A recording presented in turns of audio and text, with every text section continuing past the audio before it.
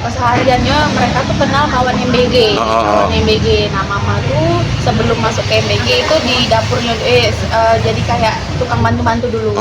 Nah, mereka tuh pure murni berteman, nggak kate apa-apa. Kate hubungan berarti. Kate ini.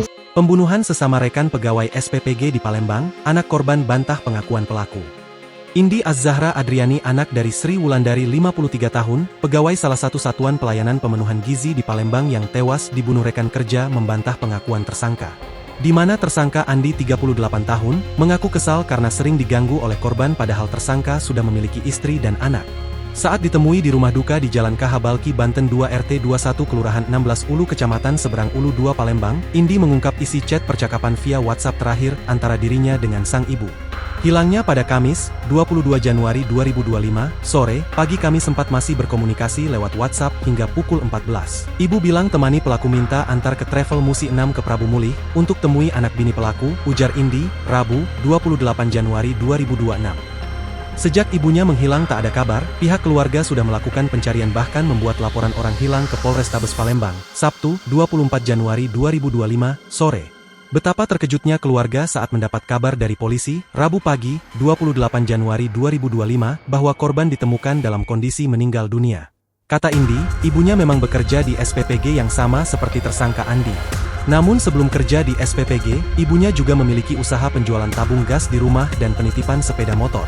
Indi menegaskan jika tak ada hubungan spesial antara ibunya dan pelaku selain hanya sebatas rekan kerja. Baru Pak Ibu bekerja di MBG, hanya bantu-bantu saja, kenal dengan pelaku karena sesama rekan kerja di dapur MBG, tidak ada hubungan kedekatan antara ibu dan pelaku, hanya teman biasa apalagi orang ketiga, tegasnya. Selain itu, Indi juga mengungkap fakta baru bahwa motor ibunya yang digunakan mengantar pelaku ternyata hilang, termasuk BPKB juga entah berada di mana. Itu motor ibu Pak yang digunakan, hingga tadi jenazah ibu diantar ke rumah, untuk kendaraan tidak tahu di mana, lalu kami cari BPKB motor di rumah sudah tidak ada, katanya.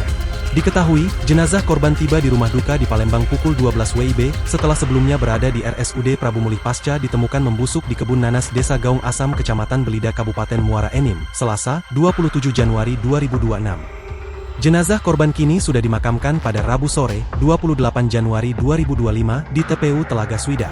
Kepada pihak kepolisian, Indi berharap kasus ini diselesaikan dengan tuntas dan pelaku mendapat hukuman yang setimpal. Kami dari pihak keluarga menganggap pelaku sudah berencana melakukan pembunuhan tersebut, jadi menurut kami sangat pantas dia dihukum berat, ujarnya. Saya belum lihat kondisi mama saya, karena belum boleh dari pihak kepolisian, katanya seperti diberitakan oleh media ada luka di leher, luka di kaki dan lain-lain, kami mohon kepada pihak kepolisian untuk mengusut tuntas kasus ini, mohon keadilan, tutupnya.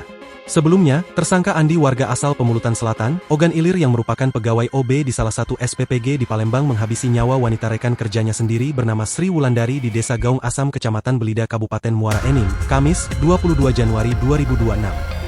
Jasad korban kemudian ditemukan dalam kondisi membusuk, Rabu, 28 Januari 2026, hingga menghebohkan warga sekitar.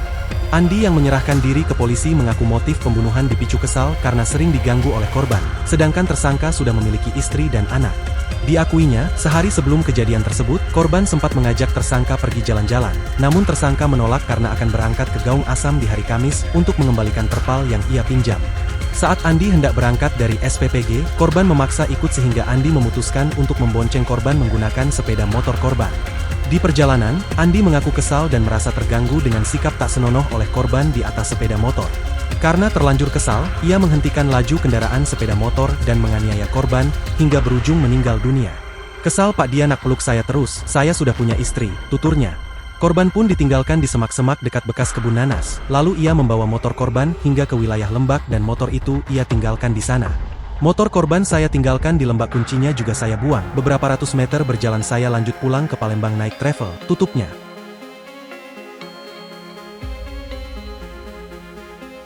Download Tribun X sekarang, menghadirkan lokal menjadi Indonesia.